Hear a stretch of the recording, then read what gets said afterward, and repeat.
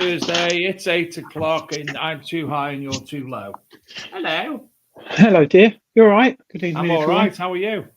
Yeah, fine, thank you. All good. Good in the hood. Good evening, everyone. I'm glad to say that our guest has joined us, but he has no video at the moment. We were worrying he'd forgotten. Oh, is he bringing a video review? Now he's there. Like Porky's Revenge or something. He's there now. Ah. He must have had his laptop shut. Now he's fiddling. Hi, Adrian. How are you? Hello, dear. Yes, I'm fine, thank you. I hope everyone else is as well. I just want that rain to stop because it was blinking pelting it down all weekend. I didn't go out. So, you're all right. Do you know when you pick a can of Pepsi up and you drink it and it's like the wrong taste, and then you realise it's cherry Pepsi, and that's why it's all wrong because you were expecting something else? That. Oh, I like cherry Pepsi, as long as it's sugar free. Yes. So, did you go out detecting at all at the weekend? Because I haven't spoken to you. Have I? Only a few faxes sent over to you through the studio. No. Oh, I couldn't remember. No. No, it was the week. No, never. Week before. right. Okay. Well, you and I both had a whirlwind of personal related issues the weekend, so we both didn't really go out, did we? no. What did I have? Oh. What? Nino. Me? No. Oh, you had issues, yeah. And you had issues. What did I have happen? Nothing happened to me. Well, your daughter had a bad day at work. Oh yeah. Oh gosh. Yes. Yeah. Her job. God, Adrian, how long did that take me then? I know. Sorry, I thought you were talking about me. Yes. Sorry, I forgot to tell you about that. She's all right now, but with her job, she has horrible things she has to deal with, and one of them wasn't nice, and it. And one of them's Tom, your lovely son, my nephew, apparently. Yes, Uncle Dave. Yeah, he took me down to the brewery on Friday night, and that went wrong, as it usually does. And then my daughter came down, and and then I have been playing with detectors over the weekend. So I've got the Root Salt 71 out and the Deep Tech Vista X, because I'm going. Well, the Rootus is digital, but not multi-frequency. And I'm going to have a little play with non-multi-frequency machines on my permission this weekend to see how they fare, because there's a lot of talk and chat going on about the old analog machines like the Deep Tech Vista X and stuff. And I'm going to have a little play, because that was a very successful machine for me, Dave, wasn't it? It was. So, yeah, I think I've had best finds ever with that machine. But you've got to get it, you've got to tune it right. So rather than these multi-frequency machines doing it for you, you've got to get your ground balance right, sensitivity right, discrimination right. But when you get it right, but it is a lot of faffing, but I quite enjoy that. So yeah, you going out this weekend? No, I'm tomorrow after work. I've got to acquire everything out of my now scrapped off vehicle and take the beds, the cupboards, and everything out. And then Sunday, I've got to pick up the new vehicle, and I'll be in the middle of. I'll be between vehicles on Saturday. So no. Yeah, because a dumper truck hit your van, didn't it? And wrote it off. A little bit, yeah. So yeah, so poor old Dave's got to get a. Do you know I had a video sent to us that I needed to play, but I can't remember who sent it. Was it Ricardo or whatever? So I've messaged Ricardo, but he hasn't picked it up yet. So it was a brilliant video. I just don't know where it is, but I'll find it. But as long as it's not that one you sent me earlier. Okay, Abby. Let's say hello to some people in the chat. Will Way, good effort with the Poppy, Adrian. Thanks, mate. Everyone should wear one, especially what's going on this weekend. Less said about that, the better. That's all going to kick off, isn't it?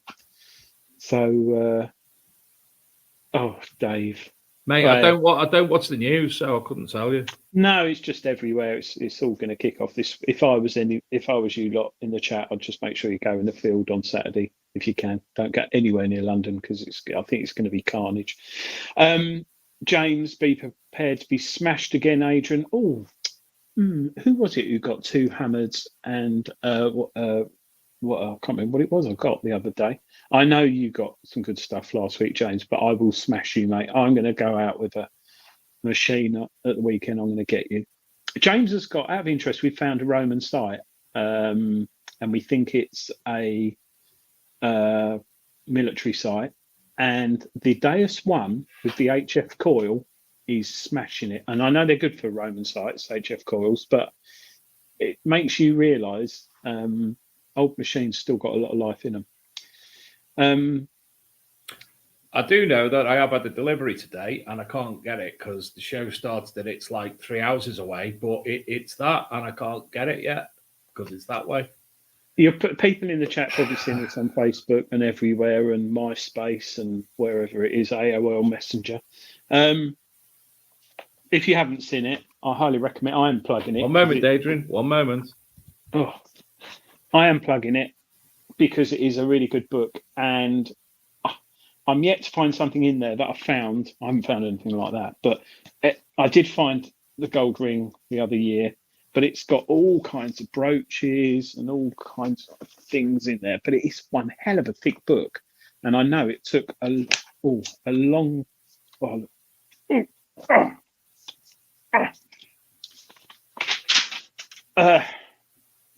you've got your rings in there, yeah, and there's so much description.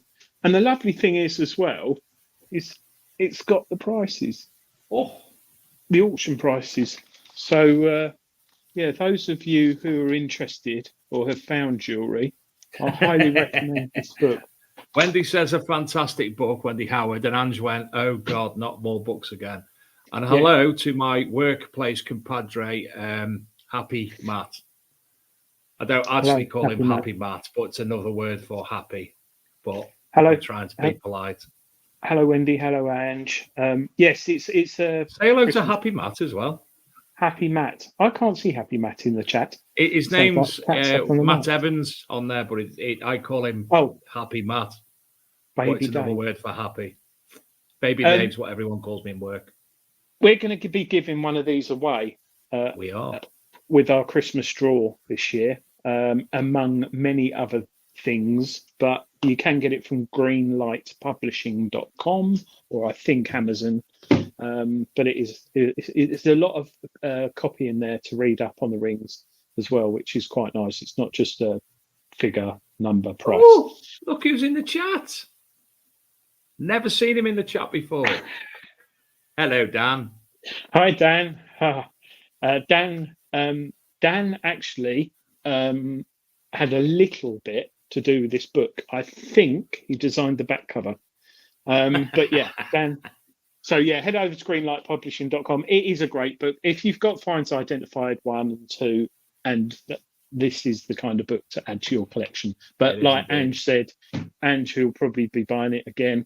You need a heavy bookshelf because it is a big book. I think it's 300 and... Oh no, it's more than that. It's 400. Flipping heck. It's about 430 pages. Oh, that's like the Argos of detective book. But yes, we've got that. We've also got another competition coming on in 2 weeks. Well, we have. I've been contacted today. Another competition coming on the 2 weeks tonight, I think. Date is it? 2 weeks tonight. We've got two separate competitions run by two separate. First one, Graham Dempsey from Composite Cleaning Pencil. If you go over to their Facebook page, you'll be able to see what the competition is. And it is a doozy. And Adrian has done something here.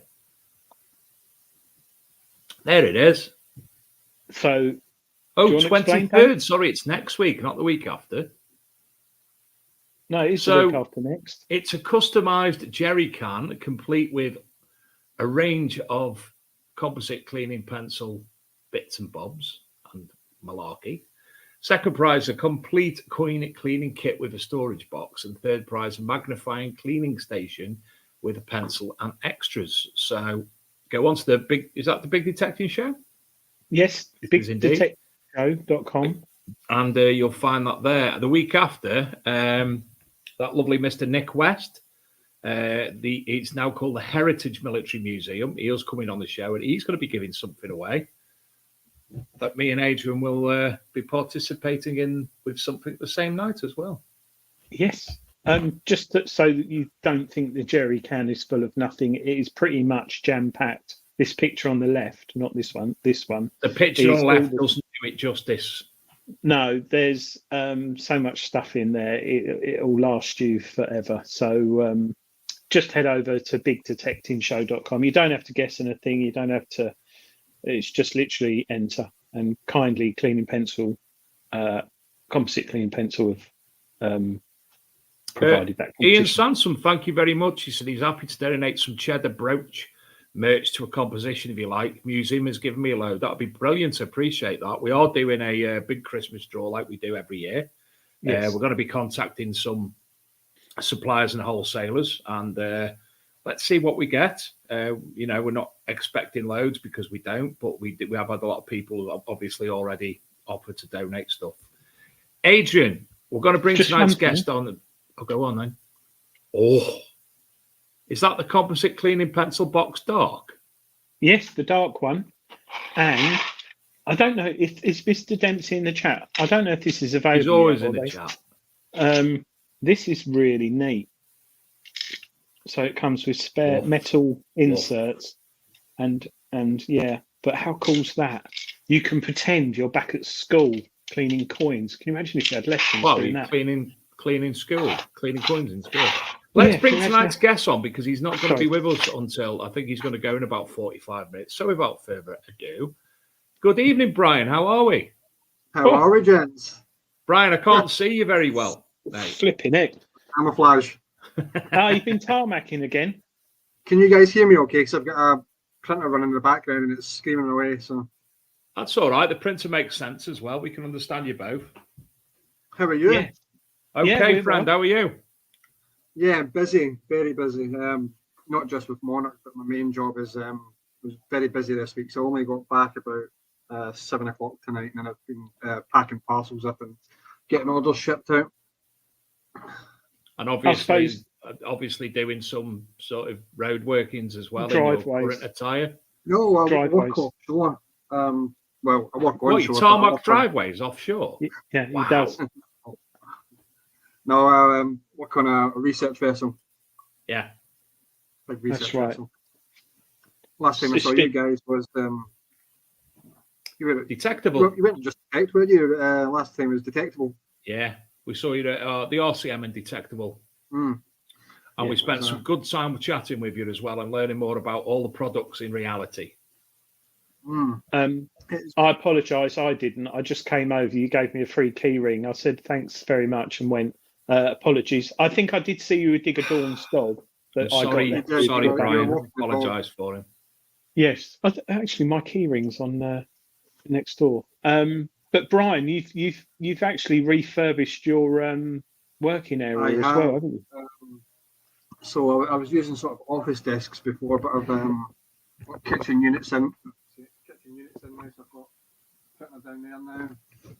A couple of printers, 3 of them running up there, and then the big one as well behind me.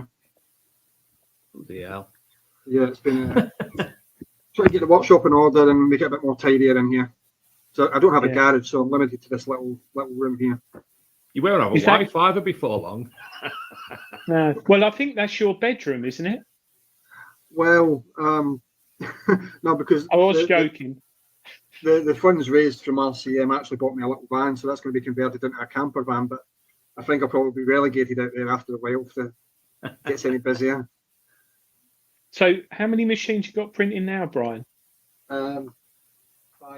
So I've got 5 on running 24 hours a day.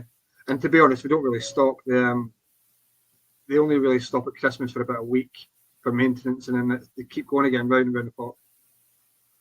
We can't actually hear them, to be honest, there, Bryan. I've got this one on site. Don't let us ruin it. So that's on super fast. Don't know if you can hear any difference. No, can't hear a thing. Yeah, that one's quite noisy. The rest of them are quite quiet compared to that one.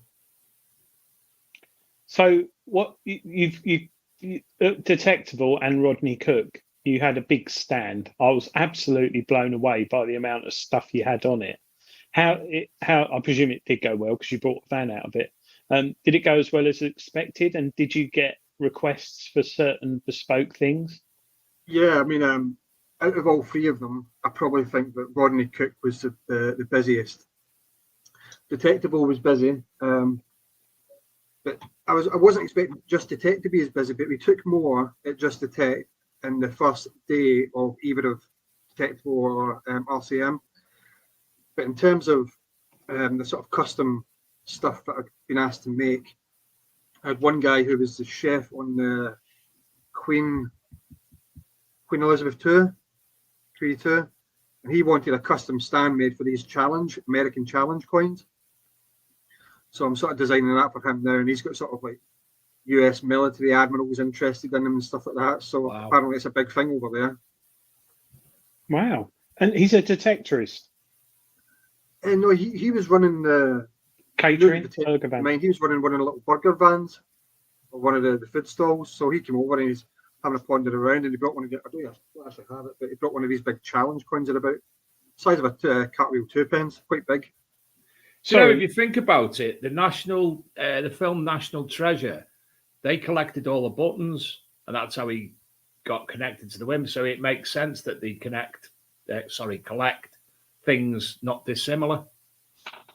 Well, apparently he was telling me about it. Apparently each like US military admiral or general have got their own custom made challenge coins, and they give them out as like as a greeting. So when instead of like shaking hands, they'll hand out a challenge coin to these people. It's really weird, but so is that like so you can go right? Challenge is on. Let's have a fight, and then whoever wins is the new president. I think so. I mean, if you Google it, it just says like a coin which is given out to like dignitaries and stuff. So yeah, I don't know. So sorry, Brian. Just going back a bit. This guy was a chef on the Queen Elizabeth. He is one of the chefs on the Queen Elizabeth II, and he was off on his rotation off. He was running this stall. Van. Yeah, it was like a burger van, I think, one of the pizza vans or something like that.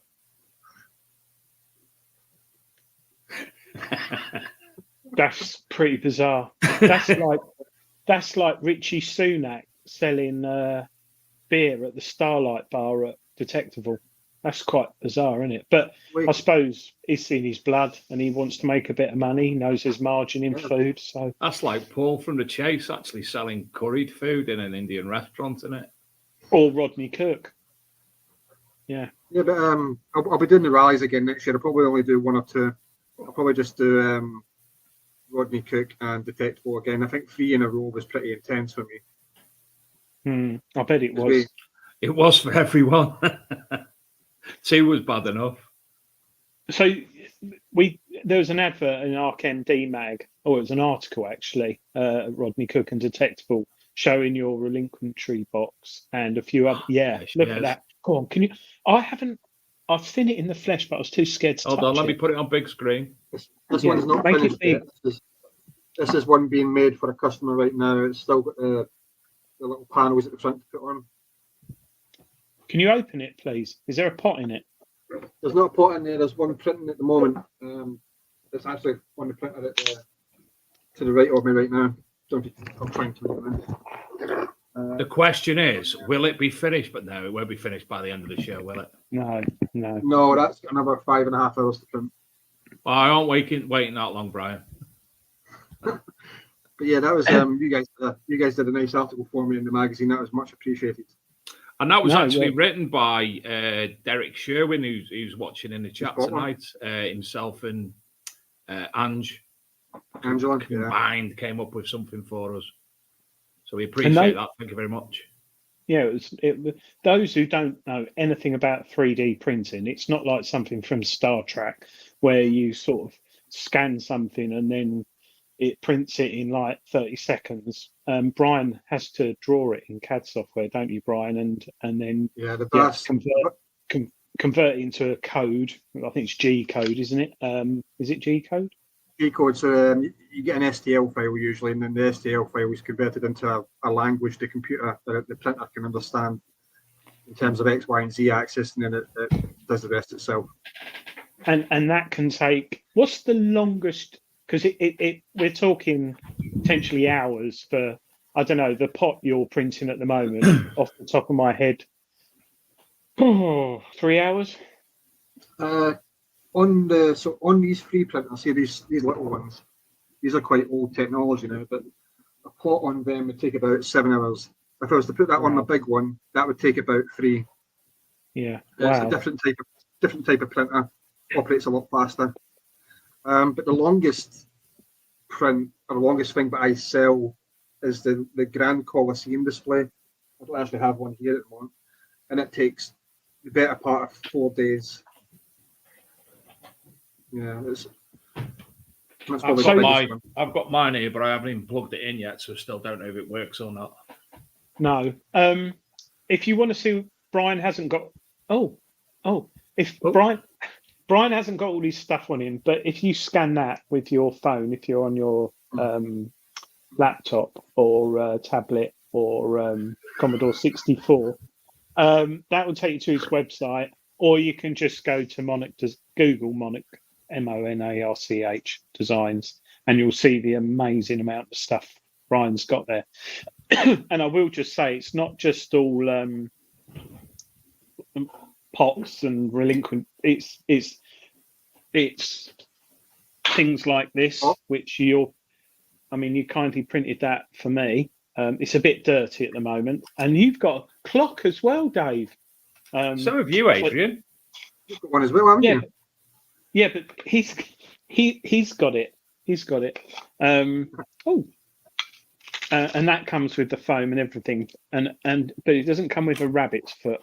No, a chicken's foot that I found a while back. But you're developing new ones of those as well, because you seem to be evolving, listening to your customers, and when they come back with feedback, you're changing the designs, aren't you? Yeah, I prefer to send stuff out. I mean, I've got 3 guys who sort of do tests for me. I've got Bevan, Mark, and Derek, and they sort of test stuff for me now and again. But I want people to sort of understand that it's not just people who know me really well who test my stuff and say, "Yeah, it's amazing, Bryan." I'll send stuff out to likes of Dave. He's just tested one of my pods for me, the new sort of rugged pods, and he's given me some good feedback. There it is. That's one of them. That's the old style. So you've got the old style. The other one's in the car.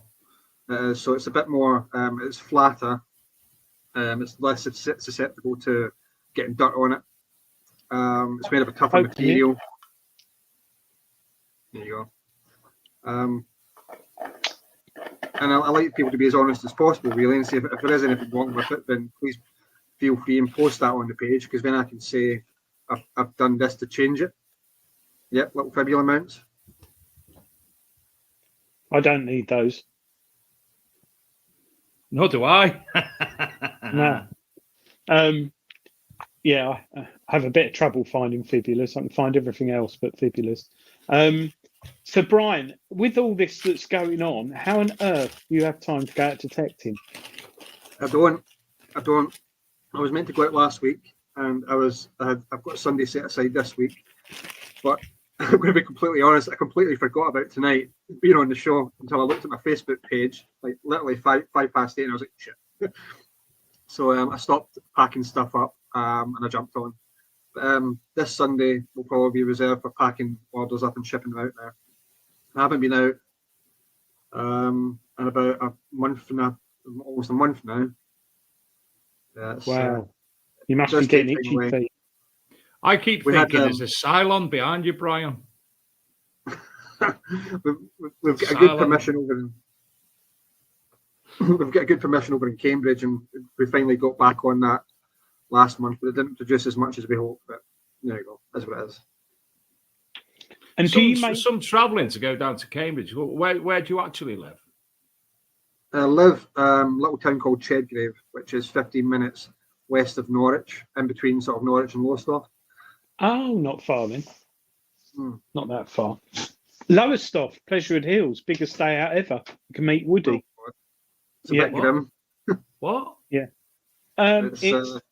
It's the Norfolk version of Alton Towers, but not quite Alton Towers. It's got a big bear called Woody. Well, it did in 1982 when I went, but I think it's still there. It is still there, isn't it? Pleasurewood Hills. It is. Sure. It's a bit run down. Mind you, all of Lowestoft's a bit run down, to be fair. Yeah. So, Bryan, with your products, is it worth getting? Shall I get Bryan's website up, Dave, just so people can look at it? It's always a good idea. Even though they have hopefully got a computer, because they're watching the show. Send you a couple of photos, Dave, of something I'm working on. Someone's actually asked about it in the chat. you might want to take a look. That's one of the newest things that I'm So, working on at the moment. so I mean, there's so much stuff on there. I'll ignore that. Some magazine that people don't read. What's this? So, just to explain this Lion, Loyal Lion. Loyal Lion. So that was a reward scheme that I brought about right at the start of Monarch Designs. So for every order you place, you get a little sticker, and you place it on your card. It's evolved a bit now, but you place it on your card, and after 5 orders, you get a free coaster set. So any of the coaster sets on the website, you get for free. You pick one, and you get it totally free. It's evolved a bit now, so all the loyalty schemes done through the website. So even just by signing up to the website, visiting the website once a week, you'll accrue points. Making purchases gets you points, and then after a certain amount of time, you've got, say, I think it's about 300 or 400 points, you can get a Coliseum for free. You can get a basketball display for free. So it's worthwhile doing. I mean, I've got to add more rewards to it this week. But yeah, it will eventually grow into more and more different types of rewards. Have you got some products on offer at the moment? We've got nothing's on offer, but we've got an Xmas Christmas discount code, 15% discount code, which we only run once a year in November. But are the usual group discount codes, which only get 10%. November, for the whole of November, if you put in Xmas 15 at checkout, it gets you 15% off your entire order. I've got another little, you just reminded me about the cabinets there. I've got a little game coming up soon called Cabinet Wars. Oh. So people who will, like this, who will post pictures of their cabinet, and then the most voted picture will get a special sort of prize. And that's run twice a year. Wow. How many products do you actually do? There's a lot, isn't there? There's about, off the top of my head, there's about 60 to 70 in total, different products. Wow. And that changes because Adrian, can you go back one, please? Because there's one obviously quite prominent given the time of the year, the War Remembrance display. That's the one. Yeah, there's actually an offer on this one at the moment. So with every purchase of that one, you can use the Christmas code on this one as well, get 50% off. You get 2 free poppies, poppy keyrings as well. That's brilliant. That's cool. And that I think I've got one right here. Hold on. Do you know what? It's really good because 45 quid, and that runs off a 9-volt battery as well. Oh, that's pretty cool. This is where Adrian starts getting all excited again. Yeah, Google Pay. Oh, I'll buy that. Yeah, I don't actually have it wired up yet, but there's one right there ready to go. And then take that out, hold it up to the light. Wow, look at flipping ding dong. Look at all those. You can't see it until the light's turned on at the back. That illuminates that. It's got a lighter pin, and it illuminates the image and brings out all the details. So. Awesome, though. I could go on. I won't bore people. But I'm gonna bore you now because I'm gonna do show and tell because he sent me some images of something that he's currently working on. So this particular thing, I paid someone quite a bit of money to make because it's way beyond my skill set to model anything like this. So he's done the basic helmet design, and then when he sent me the files, the detail on the helmet, not this detail you see here because I've redone this, the detail was shocking. You couldn't print it, so I've spent a little bit of time, and I've actually redid the detail on all these panels with the people fighting and the horses. So it's a bit painstaking because each of the panels, they have to be molded to the helmet in a program called Blender, which takes some time. But I'm hoping to have that finished probably in the next sort of month or two. Is that going to be actual size? Yeah, there's going to be a wearable version and there's going to be a miniature version as well. So on the website, there's a new section called helmets. Helmets, that's the one. Yep. I was just thinking, Dave. What? Miniature helmets. If you go on miniature helmets, you'll see the two helmets which are on there at the moment, and there'll be a miniature one as well. Dave, is Bryan the first person to send you pictures of his helmet? No answer. Move on. I know someone who. I've got to say, it's the biggest helmet I've had a picture sent. Very well polished. So, Bryan, do you work on your helmet in the evenings, or do you? I do. I polish it. I polish it quite well.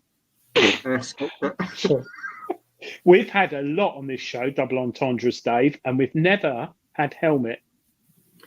No, we've not. And I'm sure it's going to pop up quite regularly, is the helmet. Yes. Those listening on the podcast, Bryan is 3D printing a replica helmet. And of the Sutton Hoo helmet. Yes. So, Bryan, that is amazing. And I'll be honest with you, if you were going to go to someone and asked to have that recreated, that would cost possibly thousands of pounds with the amount of time you're going to put into it. I know someone straight away, Dave, who would buy that. You know, don't you? Yes. I paid a guy in Africa to make it, and it didn't cost thousands. It was about 200 quid he took off me. And I'm ending up having to do most of the work myself and redo it. So lesson learned. Yeah. There's a song by the Spitting Image about that. So I've never met a nice South African. The B-side to the they're all a bunch of Gurdy song. Yeah. So when will that potentially be available, Bryan? Well, I'm actually going to shut the store in December for a month, and that's going to give me time to finish some of that side stuff for myself. There's a big sort of Star Trek starship up there, which I'm going to finish. And you a Trekkie? I'm a Trekkie. I love this Star is why Trek. me and you get on. Hold on. That's why he's got the outfit on. Look, that's why he wears Lieutenant. Oh, it's the Defiant. You didn't print that. That is something else. You didn't print that, Bryan. Oh, let me get full screen. Printed. That's 3D printed. And, Bryan, bring it back. Bring it back. Hold on. Show you this one. Is Wolf in it?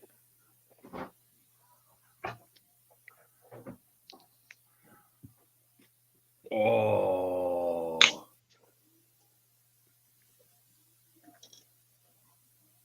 Are you having a separate piece at the front?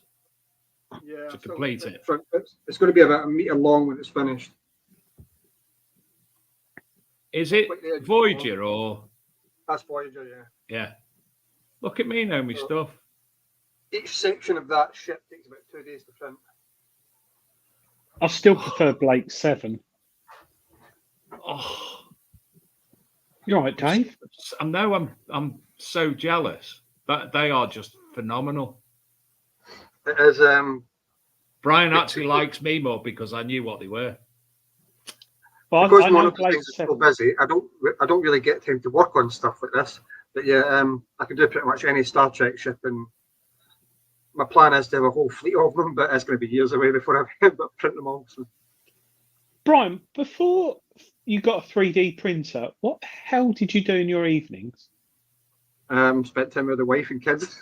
Don't do that anymore. But yeah. Stephen Bryan. Stephen Bryan wants you to do the full DS9.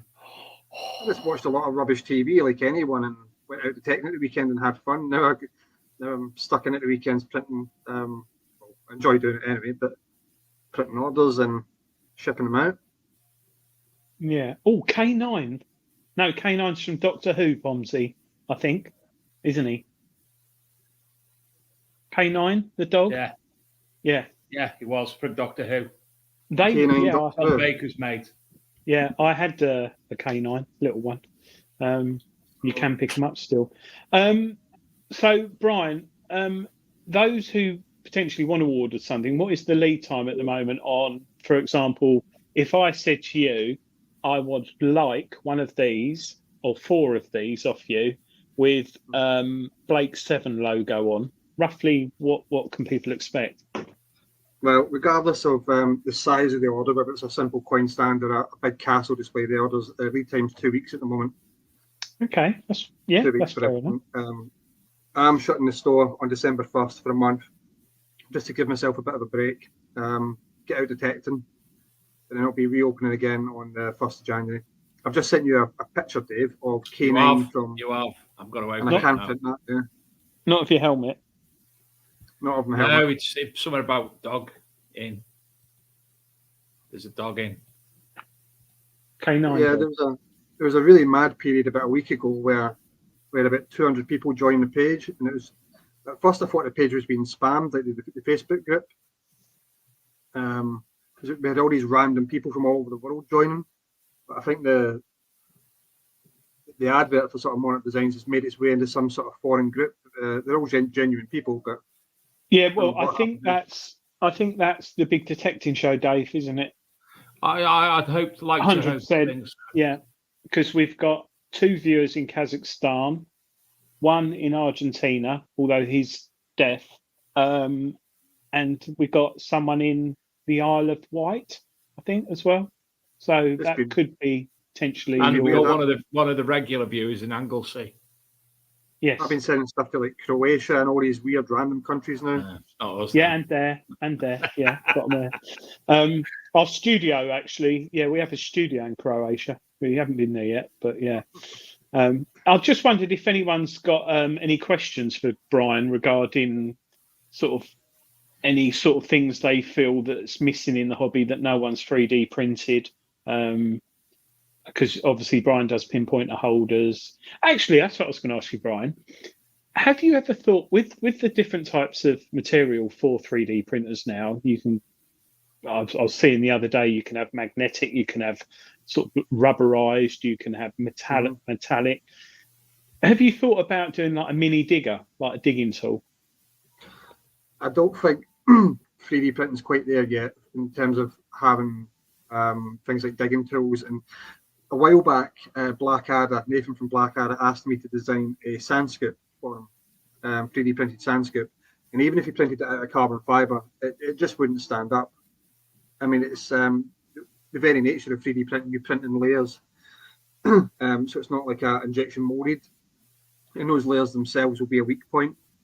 So depending on how you print and what orientation you print in, at some point there will be a weak point that will snap. Which is why I haven't done anything like that. Will Way's got a question. Scotty B has asked, can you make him a new car or a selection of furniture? Yeah, that'd be quite nice. Yeah, that's. I mean, you could probably print the whole lot on one bed of your printer in one go. So I did print a car spoiler for my brother. That took a while. Bloody hell! Don't tell Adrian that, for God's sake. Adrian's getting a new car, and now he's going to say, "Ooh, a spoiler! Ooh, that'll take me back." Bryan, do you think you can make a 1980s Mercedes Maestro spoiler, blah blah blah spoiler for me, please? It's funny you should say that because I've got an old RAV4 Mark 1 that I use for detecting, and on the roof there's these metal bits to put the roof rack, and I haven't got a roof rack on it, and water gets in there, and I was like, I don't want to put tape over it. And the car's 20 years old. I'm not exactly going to be able to buy it from Halfords or Toyota. And someone has drawn it, and it's on what's the Prusa thing? Prusables, is it? Printables. Yeah, printables. Someone's designed it on there and uploaded it. So I just printed it off somewhere, not work, and put it in, and it fitted perfectly. But yeah, there's 3 websites I use: Printables, Thingiverse, and Cults 3D, and there's thousands upon thousands of models on there you can print off. You have to be a bit careful though, because depending on the license in which the original user uploads it, you can then resell it commercially. So a lot of people do it. A lot of people don't really care and just sell whatever they want. But I've always been of the mindset that you don't print anything which has a commercial license on it. Oh, sorry, it doesn't have a commercial license on it. Wayne Rowlands asked, could you make 3D war medals? Depending on the type of war medal, yeah, I probably could. There you go, Wayne. Oh, You can get all sorts of weird and wonderful materials now. You can get plastic infused with copper, plastic infused with iron and stainless steel. It's mad what you can get now. Yeah. one question that popped up in the chat. Someone said about your electricity bill. Minimal. At the start, I had all the printers connected to a 3D energy monitoring plug, and I worked it out that each printer, if I ran it 24 hours a day without a break, it would only cost an extra £10 a month. Yeah, that's all right, isn't it? Yeah. Wow. And the orders and the business pays for itself, really. So don't even think about it now. I think if you have, go on. Do you envisage in the future? I know you'd never earn potentially as much as what you do in your real job. But if you did win the lottery now, would you carry on doing this because you enjoy it and chuck work in? I don't know, because I don't know if anyone from my job's watching at the moment. That's why I asked it, because there's a guy in there from BP or somewhere. No, but yeah. I just like anyone, it's got something that they love doing. I think if I won the lottery, I'd love to buy a whole shop full of 3D printers and just do this, because it beats working out in the cold, and yeah, that's what I love doing. So yeah, probably would. Stephen Brame asks, how can he submit a design like his logo for a coin pod? I've got a email address, so it's monarchdesignsk@gmail.com. I have put a hold on custom logos at the moment until at least on after Christmas, because of the amount of time they take to design or convert into a 3D format. And it all really depends on the complexity of the logo as well. So I'm actually doing one for a customer right now, which is a sort of Celtic boss, which is quite simple. So yeah, contact me again. You can certainly submit the photo now, but it won't be until after Christmas when I actually start working on it. Any particular format?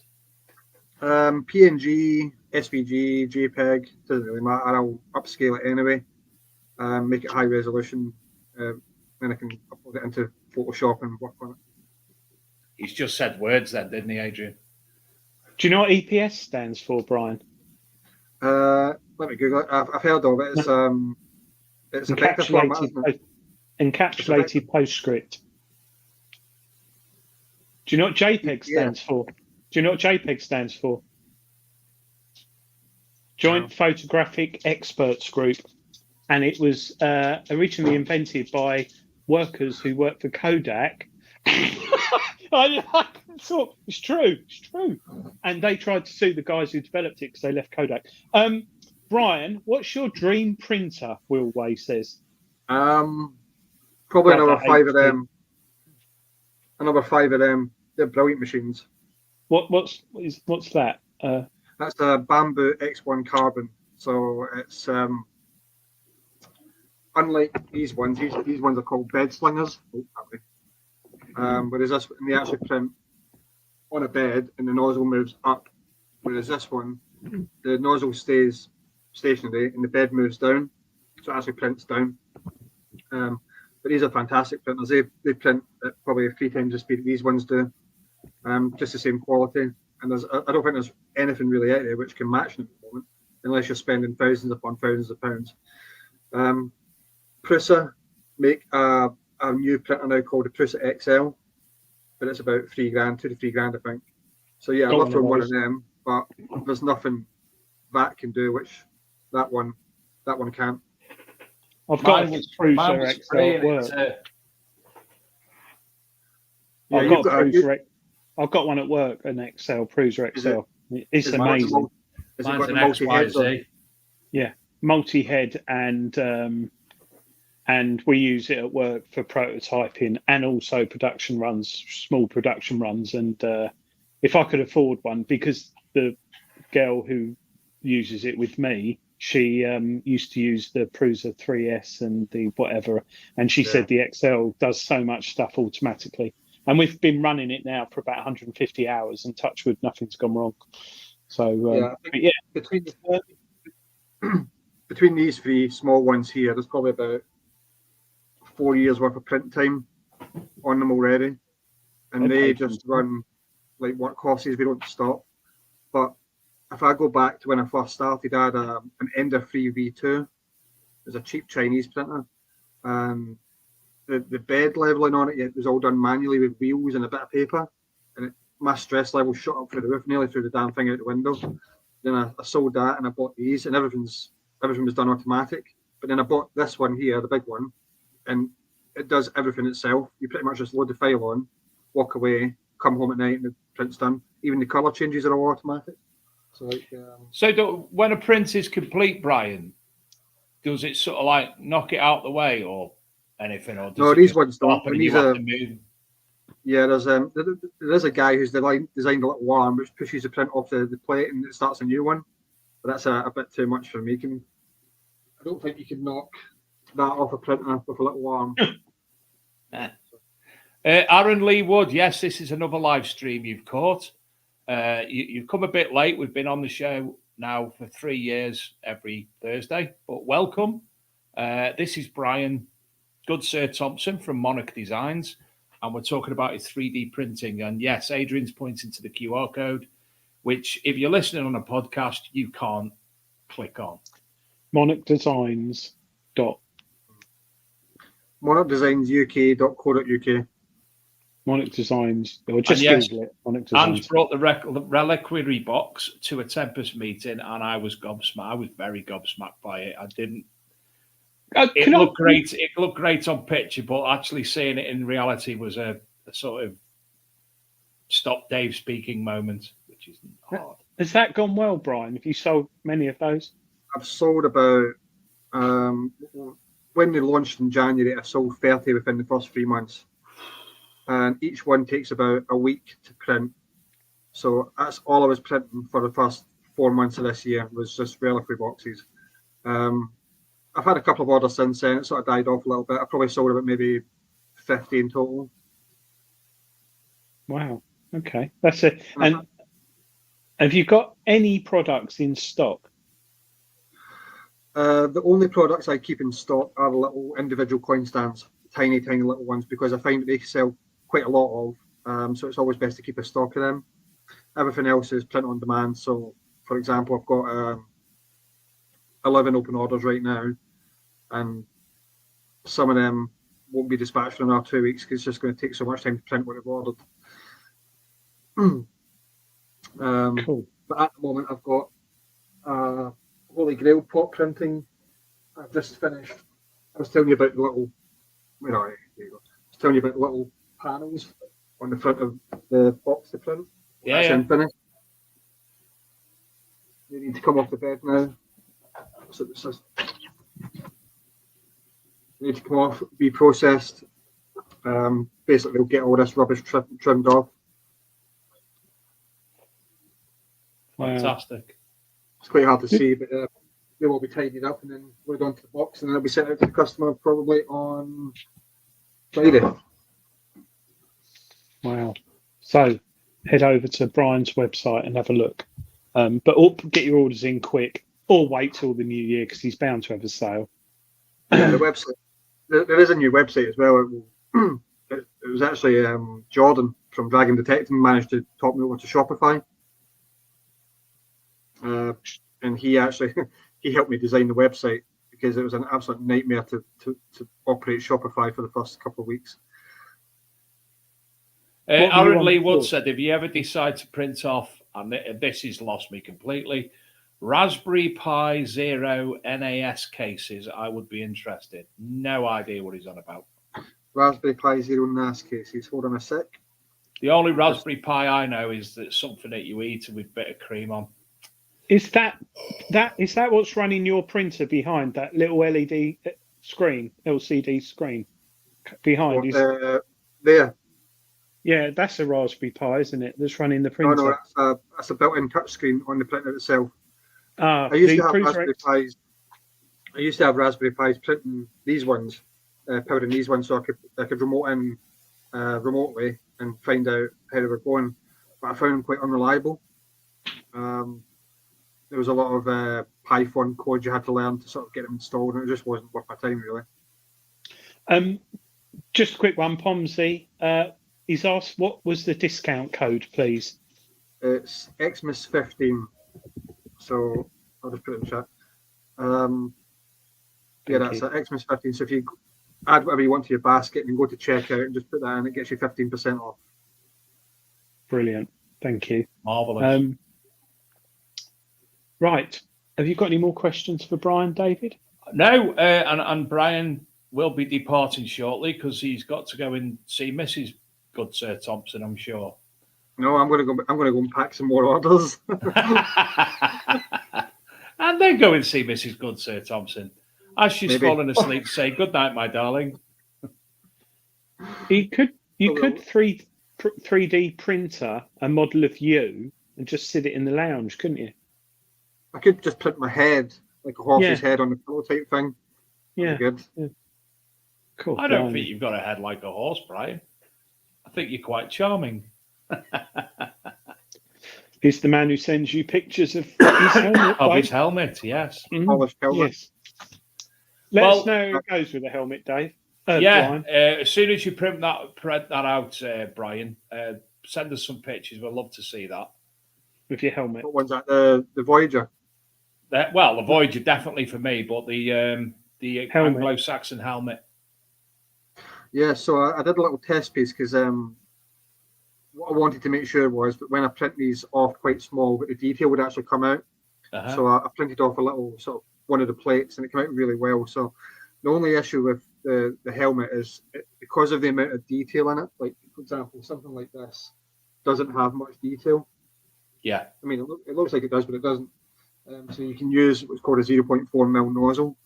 But if something's got a lot of detail in it, you need to go to a smaller nozzle, which is 0.2, and that increases the print times. So that, for example, a full scale size Anglo-Saxon Sutton Hoo helmet will probably take about 2 to 3 days to print. Wow. Just on itself.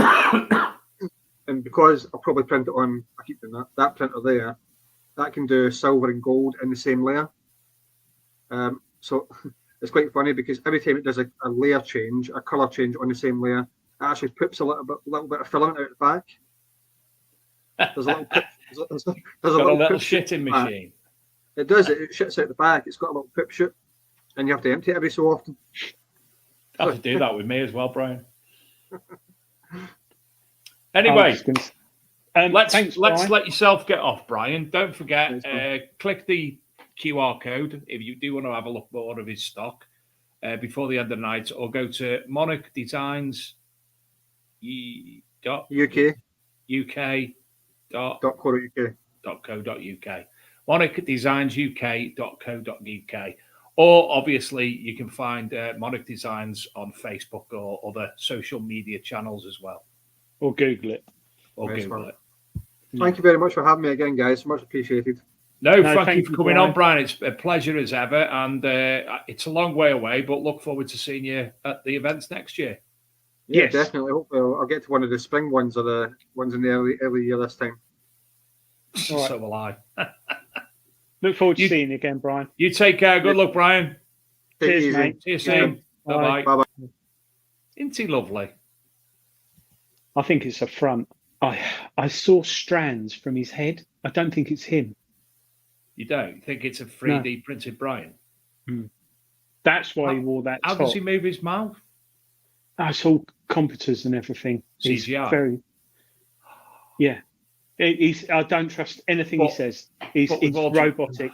He's got to be robotic. The amount of stuff he prints and designs, it freaks me out because you go on his website and you look at it. He said it's his wife that moves his mouth. I saw a hand. That happens to all of us. A bit like Fodder's thing, Muppet puppet. Yes. Anyway, we've got Gareth Howard in the chat. I know my mum could do with a new loft hatch 3D printing. I didn't know Tony damaged that, Dave. Oh, he did, didn't he? Because when the police were called, they had to break it open, didn't they? Yeah, sorry, Gareth. He struggled, didn't he? He was struggling. Yes. Sorry. Yeah, he was like grabbing it. I remember now. The police were telling, because in court when they said about it, they said they struggled to get him out through the loft hatch. 9 days Tony Kaywood was up there. up in Gareth Howard's mum's loft. And do you know what? Did you hear what he said originally? He was trying to catch all the wasps in the wasp's nest there. And he tried running away. Yeah. Oh, sorry, Gareth. Very slowly. Any new viewers to the show, we did have a section of the show, Who's in Gareth's Mum's Loft.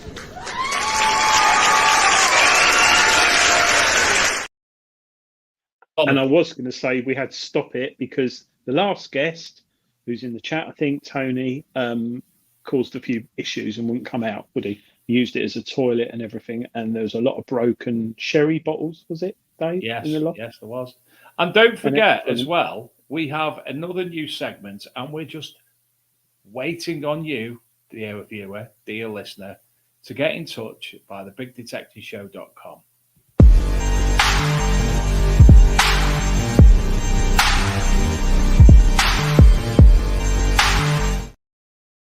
Yes, detecting confessions, much like Simon Mayo's confessions, but with a lot less religion. Yes, and all you need to do is head over to, I've forgotten where, how do they do it? They go to bigdetectiveshow.com and they leave us a voice message on the homepage. Scroll down. Shall I show people, Dave? Why not? And don't forget, when you do leave your voicemail, you don't have to say who you are. You don't even have to put the details. You can put Peter Pan.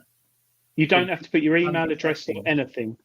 So that's our Christmas cracker giveaway, which is a jerry can full of things for the composite cleaning pencil. It's full of really good stuff. And then there's 3 prizes there. You can enter for free. No questions. You can do that. There's a couple of idiots. And then here, you can leave us a voice message. All you have to do, it doesn't work. Ignore that. I will fix that tonight. I've lost the link on there. Where am I? I've got to fix that. Are. And then, of course, we also have this little doozy.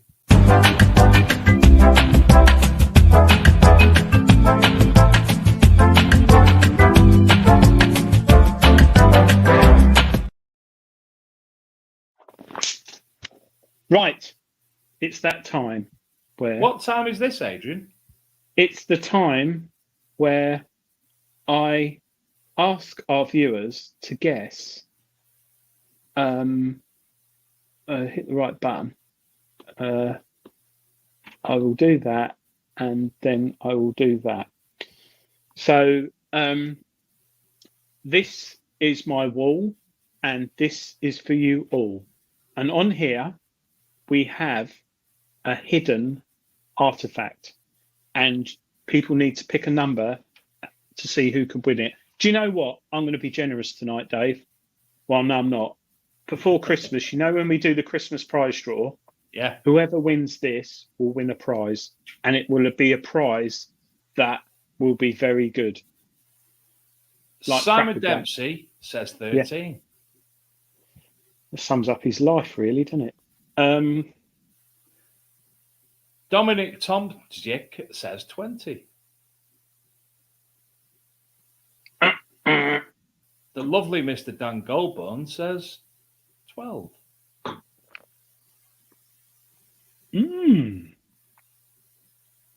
Is it a Paleolithic hand axe? Who the hell picked that? Me. No. Got it. Number 11, Andy Rees.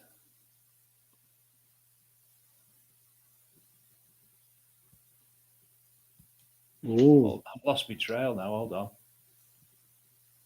Mia, number 10.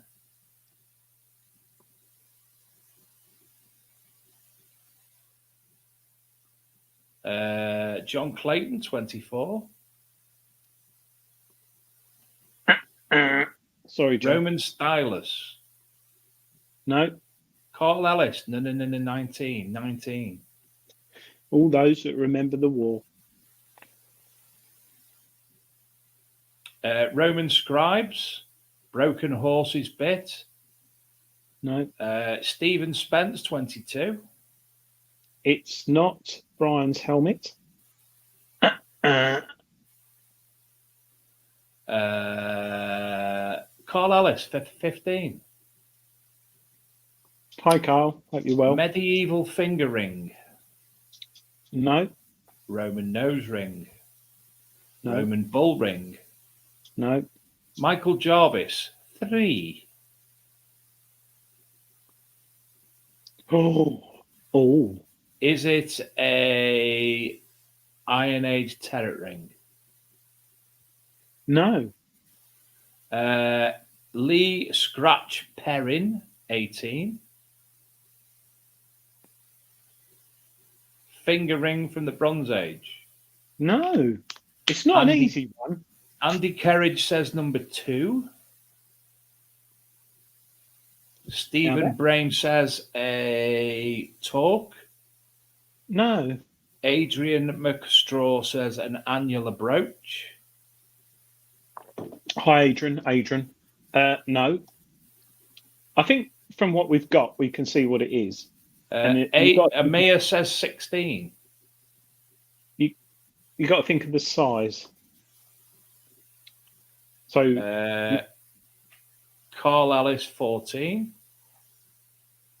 A lip ring. Lip ring? No. One of them, I think, that goes in your mouth to make the mouths bigger.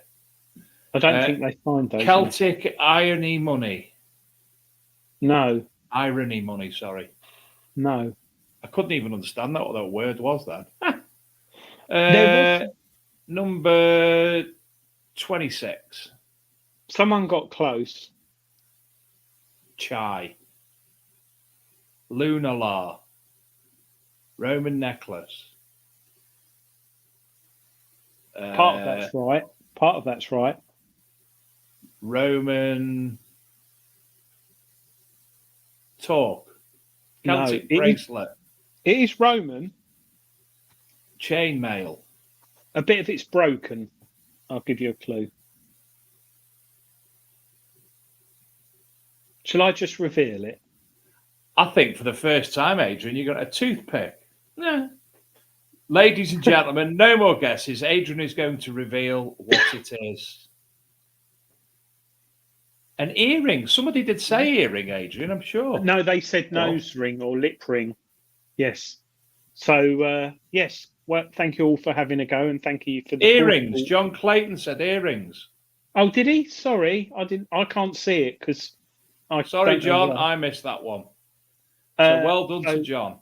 Well done, John. So yeah, a bit of fun there, and hopefully people enjoy looking at that. I must admit, I sadly, well, it's not sad, is it? I go on the PAS database when I'm bored at work, and at lunchtime, of course, not in working time, and I flick through things and think, oh, that's interesting, and I thought it was a ball ring at first, and it was a Roman earring. So yes.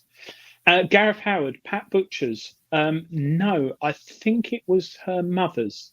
So she might have handed it down, but I'm not sure. Butchermus. Yes. Anyway, we were talking about that, and we were going to talk about something else. I can't remember what it was. I'm trying.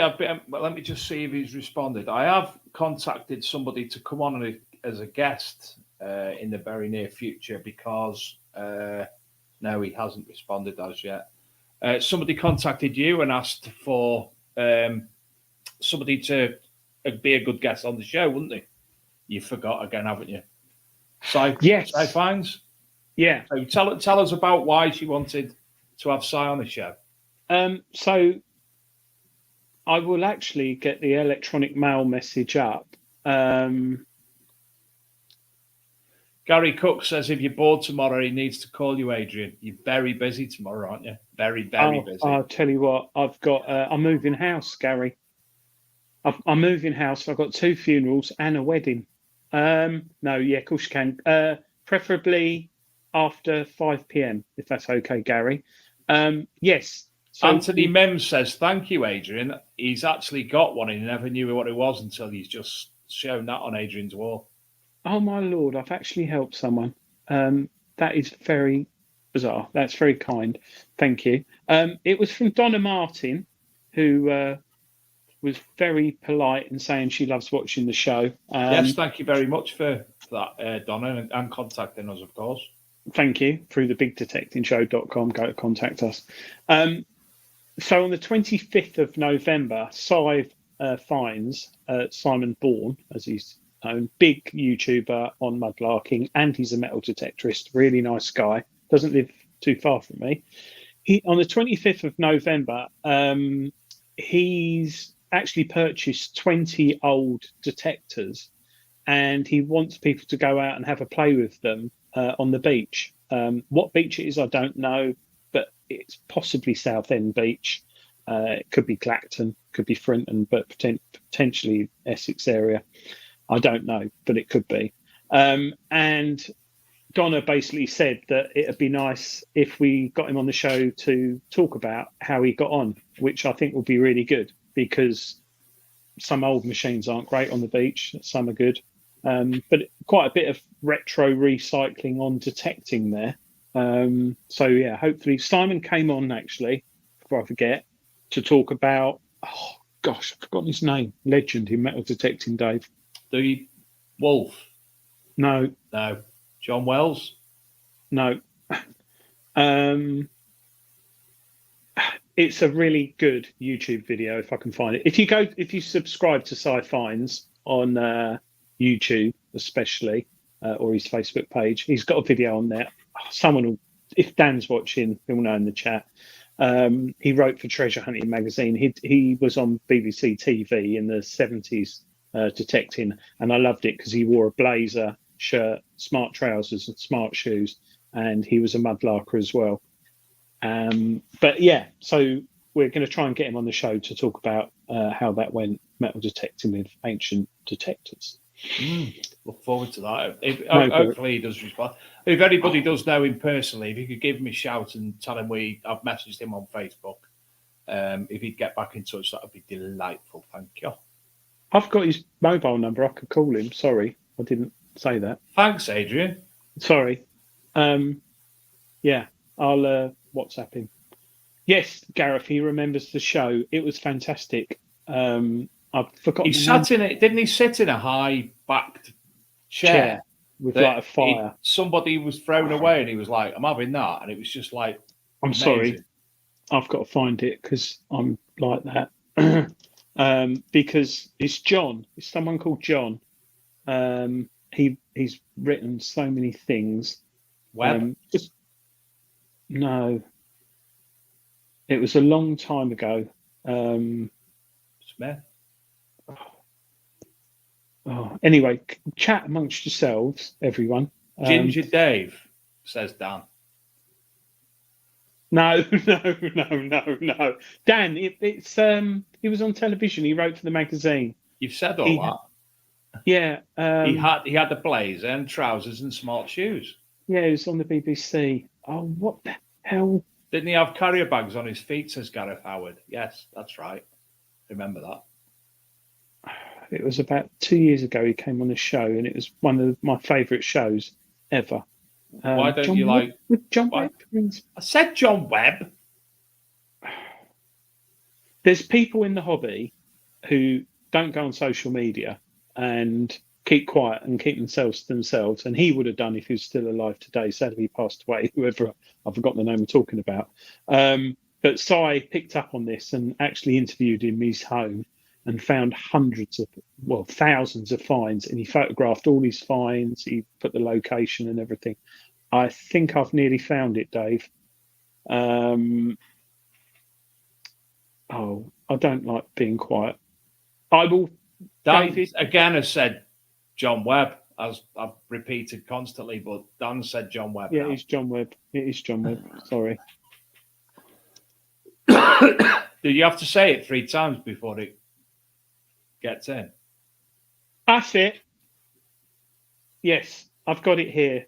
Treasure hunt. So it's John Webb. I'm sure. Really? God. No, hang on. Oh, I don't. Oh, hang on. Yes. So his friend John Webb, he literally wrote the book on treasure hunting. He spent a lifetime searching England for its history in the form of metal detecting, mudlarking, diving, and there's some really good things about how he dived off London Bridge, bottle digging, gold hunting, and much more. He actually used to travel to Scotland in the 70s and go gold panning in like a suit. But yeah, John Webb, metal detecting, sci-fi, Google it on YouTube because it's a really good watch. And Size edited it and videoed it so well. So yeah, I recommend that. But hopefully he's going to come on the show, so I'll get in touch with him. Whew. Sorry. Waffling on. Have you frozen again? No, it's just suffering sabotage. Anyway, so well, this weekend you're taking the Router Salter 71 and the Deep Tech Vista and the Router's Versa and the Versa because I'm going to take the new one. I forget. Yeah, A-Trep is the middle one, wasn't it? Yeah, that's the middle one. I'm going to go out of analog. I'll tell you what I'm going to take as well. I've forgotten the name of that. I think I've got detecting dementia. Tesoro. I'm going to take a Tesoro as well, which runs off a 9-volt battery, which Dan kindly lent me. I'm going to take that. It's not got much depth and it has trouble with iron, from what I recall. But yeah, I'm going to go out and, normally I'll go out and detect if I'm not reviewing a detector. If I'm just going out for free time, I'll take 2 or 3 machines and have a little play. Interesting how they come up. So yeah, I'm going to have a proper play this weekend. Andrew Reese, Adrian, are you moving far? Is Gary still in the chat? Probably. Yes. If he is, I am moving a long way, and I've got 2 funerals and a wedding tomorrow. If you're watching Gary Cook, but no, Gary, call me after 5. We can talk about things. Rodney Cook had their presentation thing with the hospital last week. Yes, they did. They did, yeah. £103,000 made from Rodney Cook, for those who don't know, this year, which is a lot of money for a hobby. And it did hit it hit the BBC News regionally, but it's just a shame it didn't hit it nationally because we need some good stuff in our hobby. We were on the TV, yeah, regionally, I think, Gary, yeah. But I don't get where you live. Farmers Weekly TV. No, it was on BBC News. But XP machine. Yes, Stephen, interesting. So the XP, I've got memory problems tonight. Extreme. I had a couple of months ago now, didn't it? When it, Dave? I got the Extreme, XP Extreme. Before detectable. Really easy to use. A lot less complicated than a Deus 2. Not that Deus 2 I think is complicated, but probably the hardest part is putting it together. I was in the field and it was windy, and all I had was a printout because it's still early days of the instructions. But put it together, took 5 minutes. Took it apart in 1 minute. But yeah, went out. Actually got some good deep targets. But the problem is I didn't really fancy digging 6 foot or whatever to see what was down there. But it was picking up old pipe work, and it did pick up an old building. But it's one of those machines I How did you know it was pipe work, and how did you know it was an old building? Well, because I followed it from the edge of the field to the other side of the field where there was a stream. But it was a runoff or some kind of thing. Yeah. The building on one of my permissions right near a church, which I'm fortunate with, which is a medieval church, very old church. On Google Earth, on the date, the dates you can switch back on Google Earth. I think out of 10, 15 years, 13 years showed nothing. And then the early LiDAR sort of view showed an outline, and a lot of stuff's come up there. And me and my mate went on it, and we picked up basically the outline of the building. But we know there's a lot going on there. But the issue is I didn't really want to dig down 6 foot, and I don't think the landowner would have liked that. So yeah, it's a good value machine for those who want to research sites, and it was really easy to use. I actually overcomplicated it, I think, because I wore Crocs, took my phone out of my pocket, took my piercings off. Took your belt off, nearly got I arrested. did take my belt off. And my trousers kept coming down. James got very excited.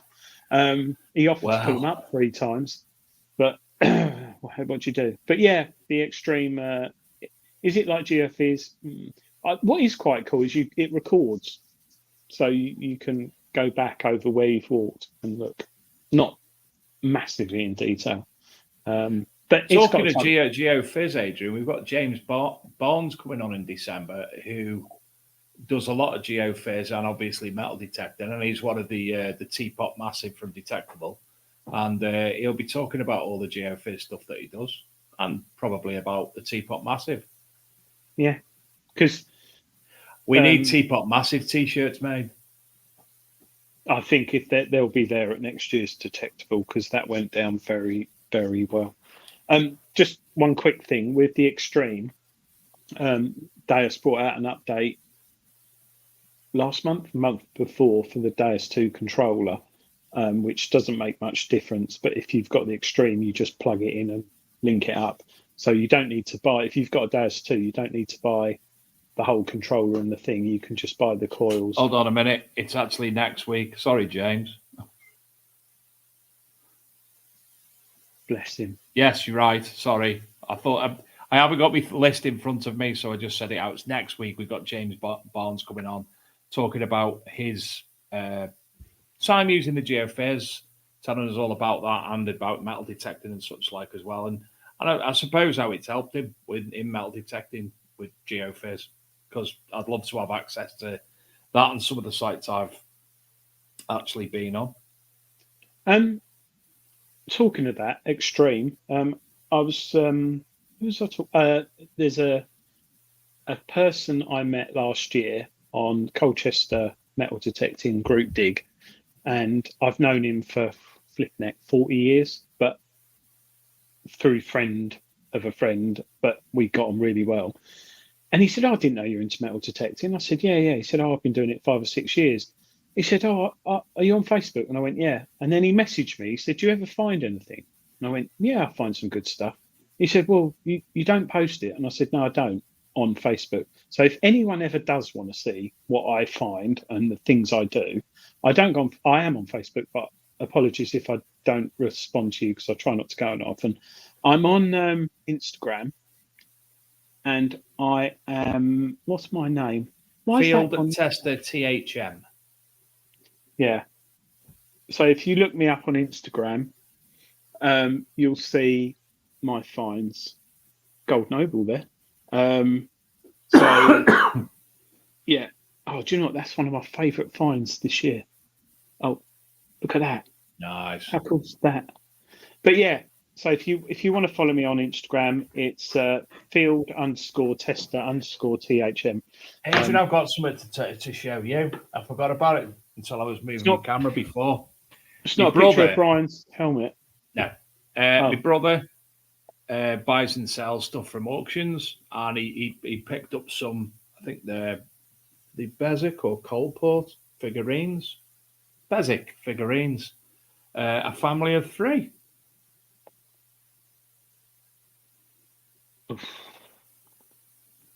That's Daddy. That's Mummy. And we've got a little baby one as well. I should have done that for the entire show. I should just left baby there, looking at the camera.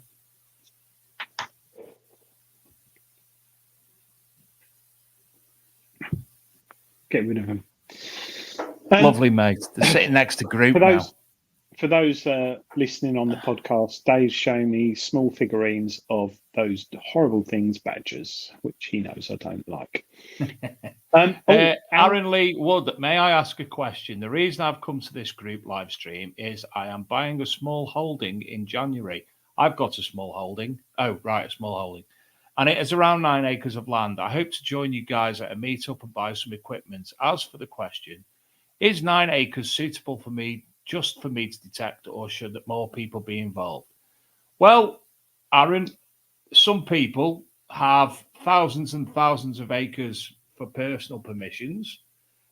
Rule of thumb when you go in on a metal detecting rally, what I've always used is that 1 acre per person, or 0.75 acres per person. So probably that 9 acres will last you some time. I would keep it solely for a personal permission, unless you have a friend who you want to go out with. That'd be my personal perspective. Adrian? Aaron, I presume you haven't metal detected before. So having land to detect on, and you're new to the hobby, is like a pot of gold for people in our hobby. As long as you don't commodity. Yeah, I personally would say buy yourself a metal detector, not too much money, and go out there yourself and spend days, weeks, months learning your machine and seeing what you find. You might learning the land. You will dig up horseshoes. You will dig up tin cans. You'll dig up loads of rubbish the first time you go out, or first 5, 6, 7 times. But read the manual, which most people don't. Watch some YouTube videos. Yeah, don't play with the settings. Ground balance. Well, we're getting technical now, but go out, uncover the history, and you will get addicted to it. And to have 9 acres is lovely. It's like my dream to have a cottage with 50 acres, and I wake up in the morning, and the whole beauty of this hobby is you can go out today and spend 8 hours metal detecting over an area. You can go out tomorrow, go over the same area and find something that you didn't find yesterday. And then next year, I don't know if you cultivate it or it's just meadowland, but the different weather conditions, different metal detectors, it's constantly going to be giving you stuff. So I would join a club if you've got one near you. And if you've got a really nice guy there who buys you beer, who's a nice bloke and who's got a pickup truck and spare metal detector, invite him on. But that's me. That's what I do. Gareth, why did I point the camera down your crotch, Adrian, when Dave got the badges out? Oh, I didn't think. I tell you, it's a good job I didn't have my cycling shorts on tonight, isn't it, Dave? Again. What, James? What? That Sun Machine looking forward next week. 21, is your dream? I think Gareth's been looking at my. He's been reading my emails. That's all right, Aaron. Thanks for watching. Yes, it's nearly that. It is that time, dear. Is that? God, gosh, it's gone quick. It's time to go to bed. It is, and or for people like you to start work, because that's what you generally do. Yes, I've got a project tonight to look at, and me and Dave would like to say we think of all those this Remembrance Sunday as well, and the big detecting show's got something on it. So let's hope it's all peaceful this weekend. Don't forget to pay your respects on Sunday and on Saturday, 11 o'clock. And sadly, I think there'll be a minute's silence at my boys' football, but I won't be able to go to the local cenotaph because we've got a match on. So, but other than that, I'll make the kids shut up. Yes. Right. Thanks everyone for watching. And yes, pleasure as ever. We'll be back next week with James Barnes. I haven't forgot James. I had forgot what date it was. It's on the list, but I have no idea what day it is. I know it's Thursday, obviously. Anyway, have a brilliant week, everybody. Don't forget to send us your confessions and enter next week's competition at bigdetectiveshow.com also. And on that note, we shall bid you adieu. Good night, everyone.